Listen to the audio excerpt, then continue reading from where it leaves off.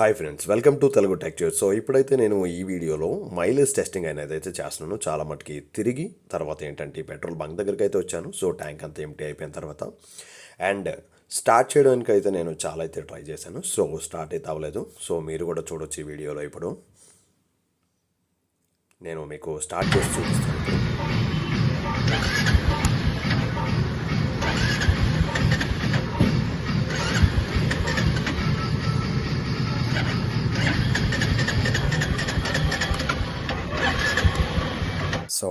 So నేనైతే petrol ఒక 1 litre petrol అయితే సపరేట్గా ముందుగానే తీసుకున్నాను. ఎందుకంటే రేపు మంటూ మైలేజ్ టెస్టింగ్ చేసిన తర్వాత ఒకవేళ ఆయిల్ కానీ అయిపోతే ఇది సేఫ్ సైడ్ కోసం అన్నట్టు. ఎక్కడైతే బైక్ ఆగిపోతే అక్కడి నుంచి ఫిల్ చేసి మళ్ళీ రీస్టార్ట్ చేయడానికి అన్నట్టు. ఓకే చూసారు కదా, ఇప్పుడైతే అసలు స్టార్ట్ అయితే అవ్వలేదు. ఇప్పుడు ఏంటంటే మనం ఫ్రెండ్స్ ఇప్పుడు మీరు చూడొచ్చు, ఇక్కడ గేర్ వచ్చేసి 0 అని చెప్పేసి చూపిస్తుంది. అదేంటంటే జీపీఎస్ అంటే గేర్ పొజిషనింగ్ సిస్టమ్. ఇదేంటంటే రాయల్ ఎన్ఫీల్డ్ క్లాసిక్ 350స్కి అయితే ఇంతకు ముందు లేదు. అంటే ఆగస్టు 2025 నుంచి కూడా కొన్ని మ్యానుఫ్యాక్చరింగ్ డిఫాల్ట్ ఏంటంటే జీపీఎస్ అనేది అమర్చడం అనేది జరగలేదు. రాయల్ ఎన్ఫీల్డ్ క్లాసిక్ 350కి ఇది రాలేదు. కానీ ఇప్పుడైతే గేర్ 1 2 3 4 5 అని చెప్పేసి అయితే ఈ జీపీఎస్ ద్వారా అయితే చూపిస్తుంది. ఒకవేళ లేకపోతే మీకు ఓన్లీ క్లాసిక్ 350కి మాత్రమే నియరెస్ట్ స్టోర్స్ అయితే విజిట్ చేసి అది కూడా మీరు ఫిక్స్ అయితే చేయించుకోండి. ఓకే. సో తర్వాత ఏంటంటే మీకు నేనైతే ఇప్పుడు కంప్లీట్గా ట్యాంక్ అయితే ఎంప్టీ అయిపోయింది కనుక నేనైతే ఇప్పుడు పెట్రోల్ ట్యాంక్ వచ్చేసి కంప్లీట్గా ఎగ్జాక్ట్గా ఒక 1 లీటర్ అయితే పెట్రోల్ అయితే ఫిల్లింగ్ అయితే ఇక్కడ చేపిద్దాము. ఆ 1 లీటర్ పెట్రోల్ కూడా నేను ఇప్పుడు మీ ముందే నేను చూపిస్తున్నాను. జెన్యూన్ అయితే ఉంటుంది. సో ఈ ఛానల్ని ఇప్పటిదాకా కానీ మీరు కానీ సబ్స్క్రైబ్ కానీ చేసుకోకపోతే సబ్స్క్రైబ్ అయితే చేసుకోండి. రివ్యూ అయితే కంప్లీట్గా end to end pin to pin నేనైతే మీకు చూపిస్తాను.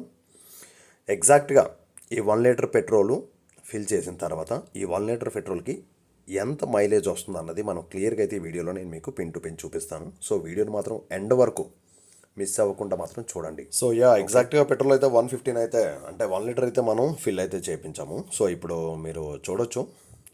సో క్యాప్ క్లోజ్ చేసి మనం అయితే మళ్ళీ వెహికల్ని అయితే స్టార్ట్ చేసి అయితే చూపిస్తాం.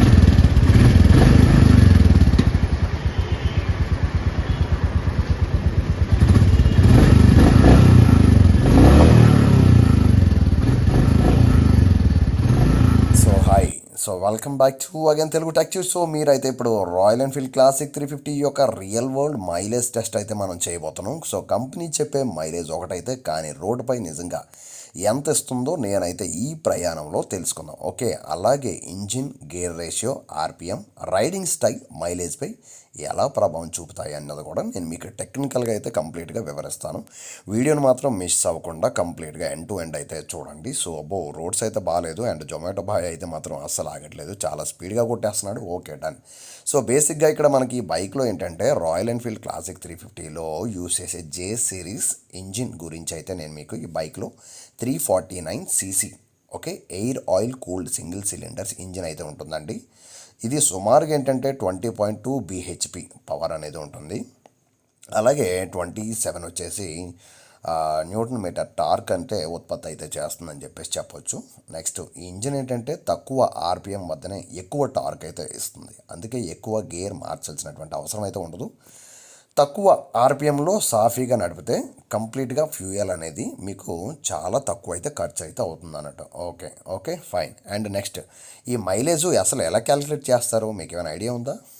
ఓకే, సో దాని గురించి అయితే కూడా నేను ఇప్పుడు డిస్కస్ చేసేద్దాం. సో బేసిక్గా ఏంటంటే ఫుల్ ట్యాంక్ మెథడ్ కూడా మీరు యూజ్ చేయొచ్చు. కంప్లీట్గా ట్యాంక్ని ఫుల్ చేసి ఏంటంటే సో మీటర్ ట్రిప్ని ఏదైతే ఉంటుందో దాన్ని 0కి సెట్ చేసుకొని మీ యొక్క డెస్టినీ కంప్లీట్ అయిపోయిన తర్వాత మళ్ళీ అదే ట్యాంక్లో మళ్ళీ మీరు ఏంటంటే ట్యాంక్ ఫుల్ గన్ చేసి మొత్తం వెళ్ళిన కిలోమీటర్లు తర్వాత మీరు ఎంతైతే ఆయిల్ అనేది ఆ ఫ్యూయల్ కంప్లీట్గా ఫిల్ చేస్తారో సో దాన్ని మీరు క్యాలిక్యులేట్ చేస్తే అలా కూడా వస్తుంది. అలా కాకుండా మీరు కంప్లీట్గా ట్యాంక్ ఎంటీ చేసి సో అండ్ పెట్రోల్ కూడా క్యారీ చేసి సో అలా కూడా చేయొచ్చు. నేనైతే ఫస్ట్ ఒక 1 లీటర్ పెట్రోల్ అయితే సేఫ్ సైడ్ అయితే పెట్టాను.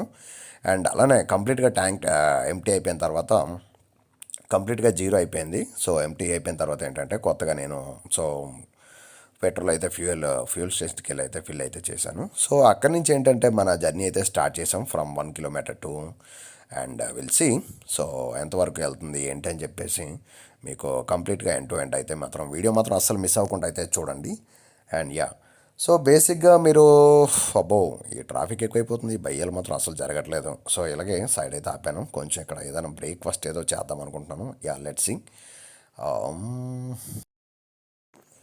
ఓకే ఫ్రెండ్స్, చూసారు కదా మొత్తానికి అయితే కష్టపడి మనం హాఫ్ ఆఫ్ ద డిస్టెన్స్ అయితే కవర్ అయితే చేసాము. సో నేనైతే ఇప్పుడు మీకు ఇక్కడ మోడ్ చేంజ్ చేసి అయితే చూపిస్తున్నాను. ట్రిప్ 1 అండ్ ట్రిప్ 2 కానీ మీరు అబ్జర్వ్ కానీ చేస్తే 14.7 కిలోమీటర్స్ అయితే మనం ఇప్పుడు ఈ ట్రిప్లో కంప్లీట్ చేసాం. మళ్ళీ మనం అయితే ఇప్పుడు రీస్టార్ట్ అయితే చేసేద్దాం. సో ఓకే చలో బాబాయ్ కొంచెం జరగండి. ఓకే, సో అలా మనం అయితే అక్కడికి మళ్ళీ మనం ముందుకైతే వెళ్ళిపోతున్నాం. అండ్ యా, సో చూసారు కదా ఈవినింగ్ అయితే కొంచెం ట్రాఫిక్ పర్లేదు, మాదిరిగా ఉంటుంది. బట్ యా ఓకే, స్కూటీ అన్న కొంచెం ముందుకెళ్ళరా. ఓకే అన్న, వైట్ కార్ కొద్దిగా మీరు కూడా. సో మొత్తానికి మనం అయితే ట్రిప్ని రీస్టార్ట్ అయితే చేసి మళ్ళీ చాలా దూరం అయితే అలాగా ప్రయాణించాము. సో ఇక్కడైతే ఫస్ట్ ఆఫ్ ఆల్ ఈ ట్రాఫిక్ నుంచి కొంచెం బయటకు పడి కొంచెం చాలా దూరం వెళ్ళిన తర్వాత ఏంటంటే నేను మళ్ళీ బైక్ ఆపి ఏంటంటే ఇక్కడ మళ్ళీ చెక్ చేస్తున్నాను. సో ట్రిప్ 2లో కానీ చెక్ చేస్తే బాగా అబ్జర్వ్ చేయండి, 24.2 km నేను మళ్ళీ పెడుతున్నాను చూడండి. సో ట్రిప్ 2 నేను మళ్ళీ పెడుతున్నాను. సో అబ్జర్వ్ చేయండి బాగా, 24.2 కిలోమీటర్స్ అయితే మనం కంప్లీట్ చేసాము. సో ఇక్కడ వరకు. అండ్ యా, సో టైం చూస్తే ఇప్పుడు 7:37 అయిపోయింది. చలో let's see. Okay, and so బేసిక్గా మనకి రాయల్ ఎన్ఫీల్డ్ క్లాసిక్ 350 యొక్క స్టాండర్డ్స్ అనమాట. ఎయిర్ ప్రెజర్ అనేది ఫ్రంట్ టైర్కి 29 PSI, అలాగే రేర్ టైర్కి వచ్చేసరికి ఏంటంటే 32 PSI. ఒకవేళ మీరు సింగిల్గా ఉంటే అదే, ఇంకా వెయిటేజ్ ఏమైనా ఉంటే 36 PSI కూడా వెళ్ళొచ్చు. అది లగేజ్ కానీ లేకుంటే ఎవరైనా పిలియోన్ అలాగానే ఏమైనా ఉంటే. సో చాలా పంక్చర్ షాపుల్లో ఏమవుతుందంటే, లేదంటే పెట్రోల్ బంక్స్లో కావచ్చు, బేసిక్గా ఫ్రంట్ టైర్కి 34 PSI, వెనక టైర్కి వచ్చేసరికి 40 PSI వరకు గాలి ఏంటంటే నింపేస్తారు. సో కానీ రాయల్ ఎన్ఫీల్డ్ స్టాండర్డ్స్ ప్రకారం ఏంటంటే రన్నింగ్ ప్రెజర్ అంత ఎక్కువ అనేది ఉండకూడదు. ఎందుకంటే అవసరానికి మించినటువంటి గాలి కానీ ఆ ఎయిర్ కానీ నింపితే ఏమవుతుందంటే, సో టైర్ యొక్క మధ్య భాగం అంటే మిడిల్ పార్ట్ ఏమవుతుందంటే త్వరగా అరిగిపోయే అవకాశం అనేది ఉంటుంది.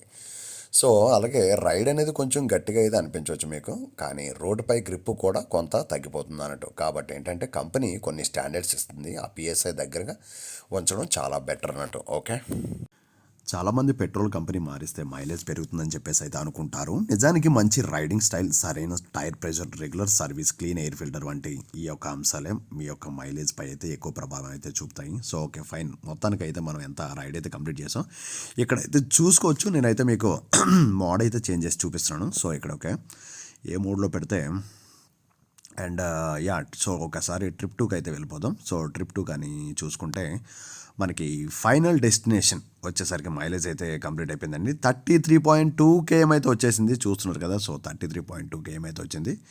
అండ్ యా, సో 33.2 అనేది ఓవరాల్గా, ప్లస్ ఇంకా ఏంటంటే 2 kmని యాడ్ చేసుకోవచ్చండి. ఎందుకంటే నేను చాలా దగ్గర బ్రేక్స్ అవి వేసి ఇంకా బైక్ చాలాసార్లు ఆపి స్టార్ట్ చేసి అండ్ అలాగే చిన్న చిన్న స్ట్రీట్స్లో నడిపి, సో ఇదంతా ఇలా రీస్టార్ట్ చేయడం అయిపోయింది. ఓకే, నేనైతే ఫస్ట్ స్టార్టింగ్ ఇనిషియల్గా ఏదైతే పెట్రోల్ ఎక్స్ట్రా సేఫర్ సైడ్కి అయితే తెచ్చుకున్నానో 1 లీటర్ పెట్రోల్ అయితే ఇదే అండి. సో బాటిల్ అయితే ఫిల్ చేసి ప్రజెంట్ అయితే నేను సో పెట్రోల్ బంక్ దగ్గరికి అయితే మళ్ళీ వెళ్తాను. And so that is how. So మన మైలేజ్ టెస్టింగ్ అయితే కంప్లీట్గా అయిపోయిందండి. సో చూసారు కదా మొత్తానికైతే రాయల్ ఎన్ఫీల్డ్ క్లాసిక్ 350 2026 మోడల్ అయితే మాత్రం మనకి ఆల్మోస్ట్ ఎంత ఇస్తుంది, 35 km వరకు ఏంటంటే మైలేజ్ అనేది అయితే జెన్యున్గా ఇస్తుంది. సో ఇది నేను కంప్లీట్గా అయితే జెన్యున్ రివ్యూ అయితే చేశాను. అండ్ మీకు నిజంగా నచ్చితే కంప్లీట్గా అయితే మాత్రం సో వీడియోని అయితే లైక్ అయితే చేయండి. ఎందుకంటే ఈ వీడియోలో నేను కేవలం ఒక్క మైలేజ్ మాత్రమే కాదు, ఈ బైక్ వెనక ఉన్న ఇంజనీరింగ్ సీక్రెట్స్ కూడా నేను మీకైతే చూపించాను. సో ఇక నుంచి ఏంటంటే స్పీడోమీటర్ మాత్రమే కాదు, RPM, gear selection, throttle control కూడా మీరు గమనించండి. సో అప్పుడు ఏంటంటే మీ యొక్క క్లాసిక్ 350 నుంచి సో మరింత మంచి పెర్ఫార్మెన్స్ అయితే అలాగే మంచి మైలేజ్ కూడా మీరైతే పొందొచ్చు. సో మొత్తానికి so thank you so much for watching. And అలాగే please do like, share, subscribe అండి. So really thank you so much అండి. ఇదైతే చాలా కష్టపడి అయితే తీసాను జెన్యున్గా. So please do subscribe. Thank you.